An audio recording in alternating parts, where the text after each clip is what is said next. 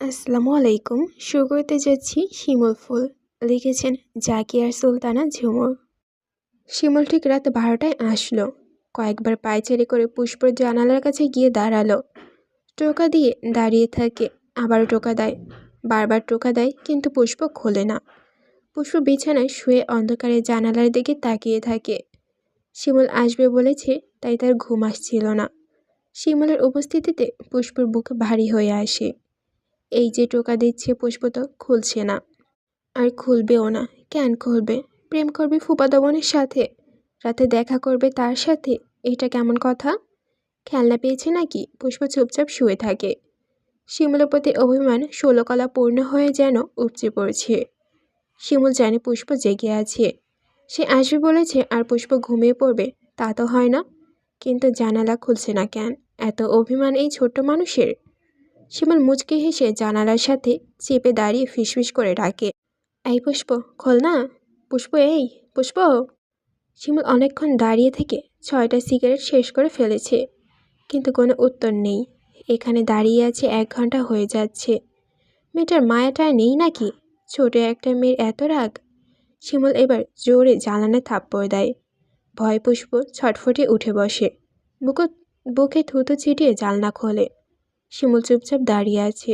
এই যে শিমুল তার সাথে দেখা করতে এতো পাগলামি করে, এটা পুষ্পর খুব ভালো লাগে। ফিসফিস করে বলল, কি হয়েছে? এত রাতে এমন করছেন কেন? শিমুল আদেশ করে বলল, বাইরে আয়।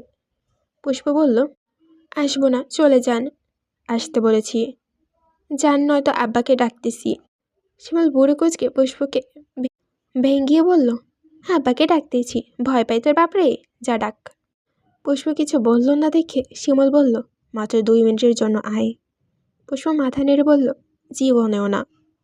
দাঁড়িয়ে থাকতে থাকতে শিমুলের পা ব্যথা হয়ে গেছে। এক পা ঝাড়তে ঝাড়তে বলল, এতক্ষণ খুললি না কেন বেয়াদব?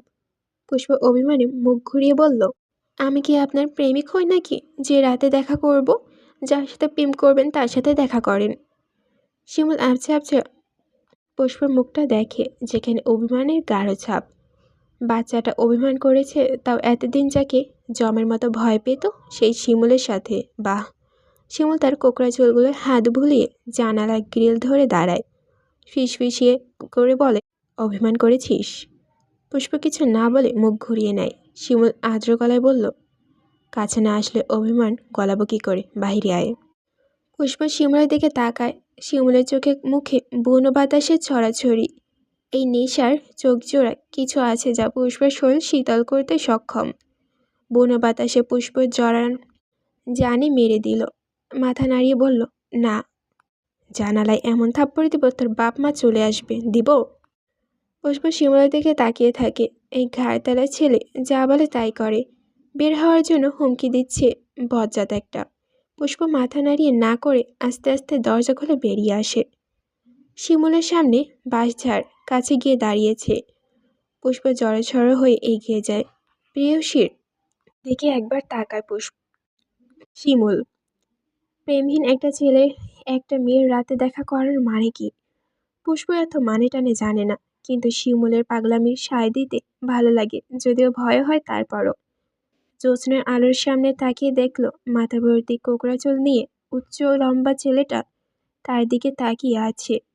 2 হাত পুড়ে রেখেছে পকেটে, কেমন করে তাকিয়ে আছে। পুষ্প নরম মনে প্রেম দোলা দেয়। তীর তীর করে বয়ে যায় অদৃশ্য কেউ হাতে পা টেনে ধরে। পুষ্প এগিয়ে শিমুলের কাছে গিয়ে দাঁড়ায়। শিমুল পাগলের মতো মেয়েটাকে দেখে।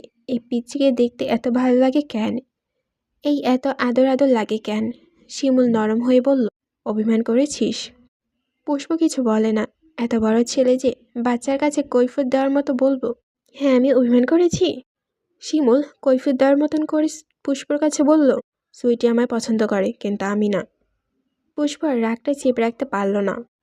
তাই তো ভাইকে নিয়ে বিশ্রীভাবে হেসে হেসে ঘুরবেন? শিমুল নিঃশব্দে হাসে। পুষ্পর রাগ অভিমান সবকিছু তাকে সুখ দেয়, চরম শান্তি দেয়। একটু এগিয়ে বলল, চলে। পুষ্পর খুব কাছে শিমুল, তার নেশা নেশা চোখের দিকে তাকিয়ে বলল, না। শিমুল বুকে ইশারা করে বলল, এই যে এখানটা পুড়ে যাচ্ছে, আমি স্পষ্ট দেখছি।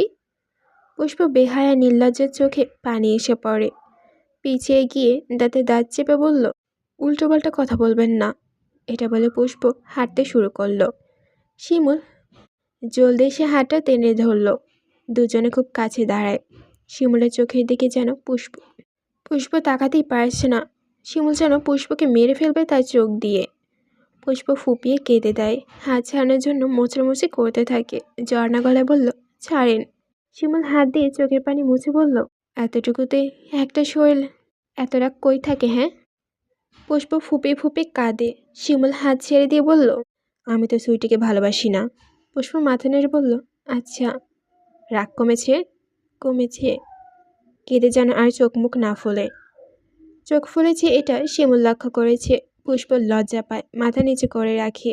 নড়াচড়া করবি না, সোজা হয়ে দাঁড়িয়ে থাক। কেন? আমি এখন দেখব। দেখার সময় নড়াচড়া করলে ডিস্টার্ব হয়। এমন পাগল করা বেসামাল কথা পুষ্পর গাল ভারী হয়।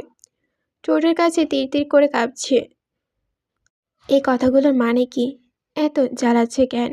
সোজা কিছু বলছে না কেন? শিমুল ঠোঁট দিয়ে ঠোঁট চেপে তাকিয়ে আছে। পুষ্পর তীর তীর করে কাঁপা ঠোঁটগুলো উষ্ণ আদরে ভরে দিতে মন চাইছে। ছোট নরম শরীরটাকে শক্ত করে বুকে খাপচে ধরে নিঃশ্বাস নিতে ইচ্ছে করছে। কিন্তু সব ইচ্ছে তো আর পূরণ করা সম্ভব নয়। শিমুল নিজেকে সামলে চুপচাপ দেখতে গেল তার প্রেয়সী মুখখানা।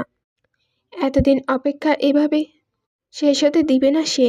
এত বছর সইতে পেরেছে, আর কয়টা দিনও পারবে। এই তো পুষ্প সহজভাবে কথা বলছে, নিজের অভিমান প্রকাশ করেছে। এটাই তো চেয়েছিল শিমুল। তার শুকিয়ে যাওয়া গাছের ফুল ফোটাক। নিজে বুঝে নেকে শিমুল কি। শিমুল যে আগুনে পুড়ে তার পুষ্পর গায়ে লাগুক। যন্ত্রণায় ছটফট করে শিমুলের উত্তাপে বুকে পানি হয়ে পড়ুক। শিমুল এমন অবশ করা চোখের দৃষ্টি পুষ্পর ভেতরটা নাড়িয়ে দেয়। চোখ দিয়ে যেন বুঝিয়ে দেয় অন্য অধ্যায়ের আলাপনা। শিখিয়ে দেয়, কাঁপিয়ে দেয় পুষ্পর নরম মনটা। এই দৃষ্টিটা পুষ্প সহ্য করতে পারে না। জিভ দিয়ে ঠোঁট বিছিয়ে বলল, আমাকে দেখার কি আছে? আর দেখবেন না। শিমুল ধমকে বলল, পকপক করবি না, আমি দেখছি। অনেকক্ষণ হয়েছে বের হয়েছি, বাড়ি যাই। শিমুল মাথা চাকিয়ে বলল, আমি যে এতক্ষণ দাঁড়িয়ে অপেক্ষা করলাম চলে যাওয়ার জন্য। পুষ্প ঠোঁট ফুলে বলল, কি করব? আমার চোখে তাকা। পুষ্প শিমুলের চোখে তাকায়। শিমুল এক পা এগিয়ে বলল, কিছু দেখা যায় আমার চোখে? পুষ্প মনে মনে বলল, আমার সর্বনাশ। শিমুল ভাই, আমি যে ভীষণভাবে ক্ষতি হয়ে যাচ্ছে আমার মনটা। অবুঝ মনটা যে তরিতরিতে অনেক কিছু শিখে যাচ্ছে। পুষ্প কিছু বলার আগে একটা পুরুষালে গলা চেঁচিয়ে বলল, এই বাঁশবাগানের নিচে কে রে?